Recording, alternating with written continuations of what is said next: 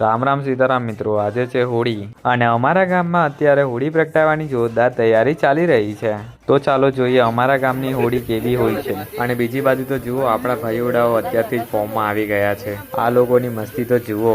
અને જુઓ મિત્રો, કેવી સરસ રીતે હોળી તૈયાર કરવામાં આવી છે। અને ગામની બહેનો પૂજાની થાળી લઈને આવી ગઈ છે અને માહોલ એકદમ ભક્તિમય બની ગયો છે।